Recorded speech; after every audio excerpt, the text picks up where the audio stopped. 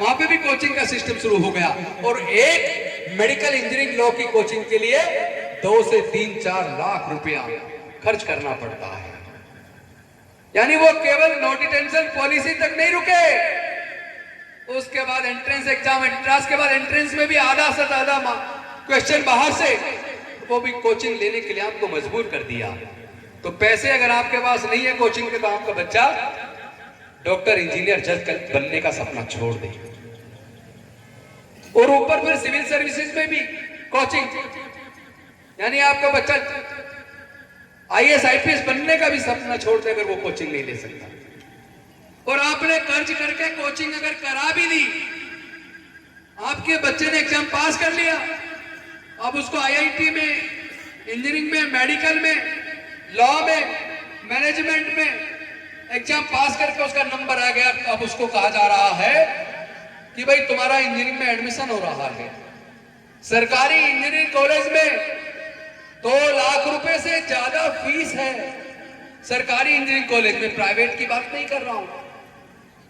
2 लाख से ज्यादा fees admission के टाइम पे जमा करो, हॉस्टल की फीस अलग से जमा करो, ट्रांसपोर्ट का खर्चा अलग, किताबों का खर्चा अलग, खाने का खर्चा अलग, सारे खर्चे को अगर जोड़ने तो 4 साल की इंजीनियरिंग का कोर्स, 4.5 साल का मेडिकल का कोर्स और 5 साल का BA LLB, जो 12वीं के बाद लोग करते हैं आजकल, 5 साल का लॉ का कोर्स।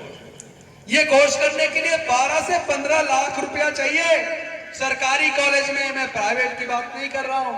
मैं आप सबसे पूछना चाहता हूं, क्या इस बहुजन समाज के जिसकी संख्या 88% है, क्या इसके 99% लोग 12 से 15 लाख रुपया खर्च करके अपने बच्चे को डॉक्टर, इंजीनियर या वकील बना सकते हैं क्या? यानी पढ़ाई इतनी महंगी कर दी कि पैसे के अभाव में अगर आपका बच्चा क्वालिफाई भी कर ले तो फीस जमा नहीं कराएगा तो उसकी पढ़ाई छूट जाएगी, उसके सपने मर जाएंगे। ऐसा भारत बनाने का सपना डॉक्टर बाबा साहेब अम्बेडकर ने नहीं देखा था। ऐसा भारत बनाने का सपना भारत के स्वतंत्रता सेनानियों ने नहीं देखा था। ऐसा भारत बनाने का सपना भारत के संविधान निर्माताओं ने नहीं देखा था। एक बात और जिस पे आपका ध्यान नहीं जाता, वो भी मैं आज आपको बताना चाहता हूं। जब आजादी का आंदोलन चला तो ये अकेला आजादी का आंदोलन नहीं था, एक साथ 2-2 आजादी के आंदोलन चले, 2-2।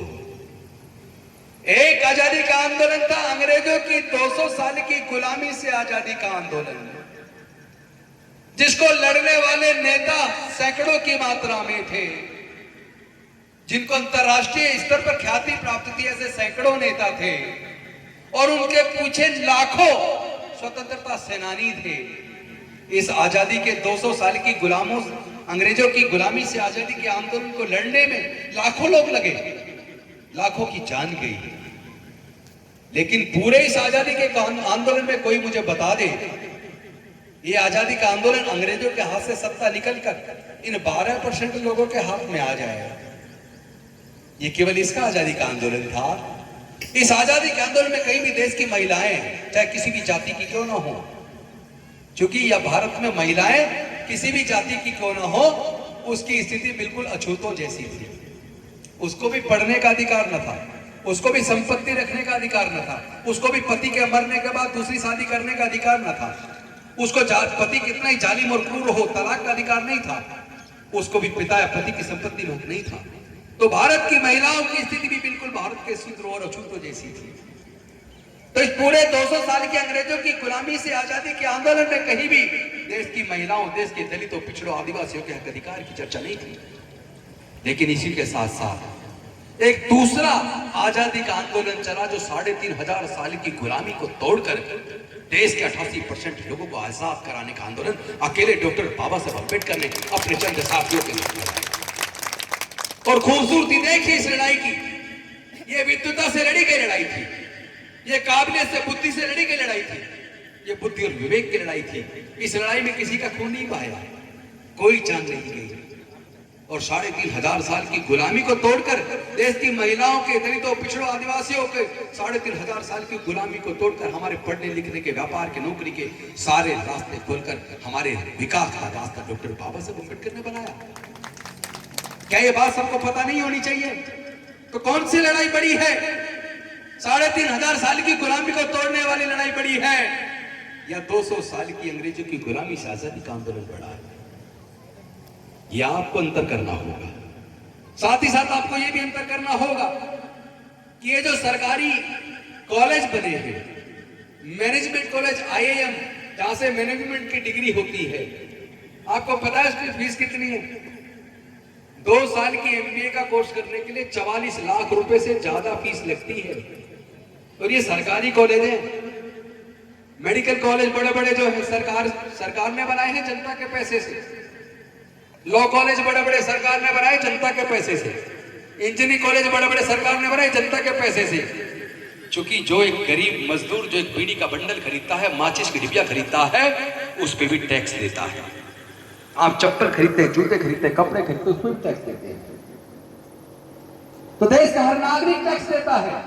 टैक्स के पैसे से जो रिवेन्यू आता है, उस रिवेन्यू से सरकारें चलती हैं, उसी रिवेन्यू से अस्पताल बनते हैं, उसी से कॉलेज बनते हैं। एक सवाल आप सबके सामने पूछ रहा हूं, ये जो बड़े बड़े management college, law college, engineering college, medical college Bharat की सरकारों ने और राज्य सरकारों ने बनाए हैं, जनता के पैसे से बनाए हैं, लेकिन जनता अपने बच्चों को नहीं पढ़ा सकती। क्या वो कॉलेज जनता के पैसे से बड़े बड़े पैसे वाले लोगों के बच्चों के लिए बनाए हैं? क्या ये सवाल बनता नहीं? क्या ये सवाल पूछना नहीं चाहिए? कहां है हमारे सांसद विधायक? कहां है हमारी सरकारें? कहां सो गए वो हमारे नेता जिनको डॉक्टर बाबा साहब अम्बेडकर ने रिजर्वेशन के माध्यम से संसद में, विधानसभा में भेजा था? मैं पूछना चाहता हूं, क्या मैं भी उनकी तरह गूंगा बहरा बनकर केवल एक मंत्री बना रहता? क्या अपने समाज की लड़ाई को लड़ना मेरा हक नहीं है? क्या मेरी जिम्मेदारी नहीं है? क्या डॉक्टर बाबा साहब अम्बेडकर ने हमें इसलिए मंत्री बनाया था कि हमारे समाज के लोगों का कत्ल होता रहे, हमारे समाज के लोगों का हक अधिकार छिनता रहे और हम कुर्सी पर बैठे रहे? नहीं, हमें गुलामी स्वीकार नहीं है। हम अपने समाज की लड़ाई को लड़ेंगे, बुद्धि और विवेक से लड़ेंगे, दिमाग से लड़ेंगे, काबिलियत से लड़ेंगे और इसको जीत में बदलेंगे। आज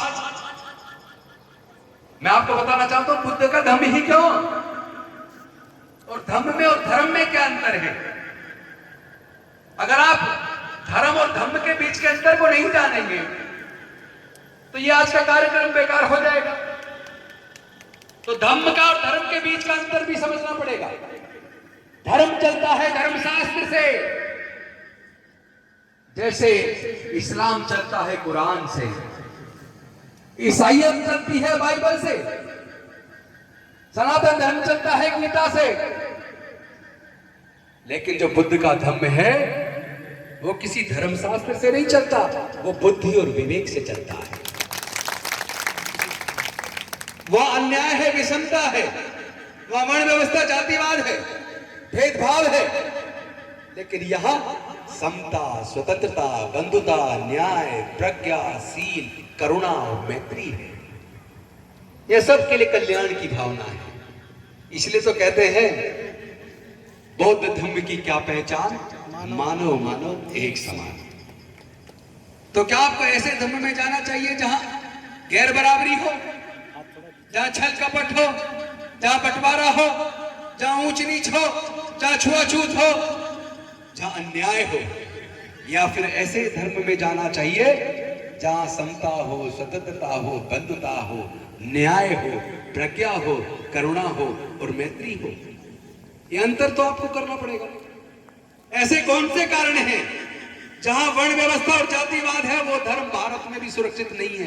कहते हैं ना हिंदू खतरे में, यहां भी सुरक्षित नहीं है अपने देश में, जबकि यहां राजपाट इनके हाथ में, देश की सत्ता इनके हाथ में, सारे राज्यों की सरकारें इनकी, फिर भी खतरे में है।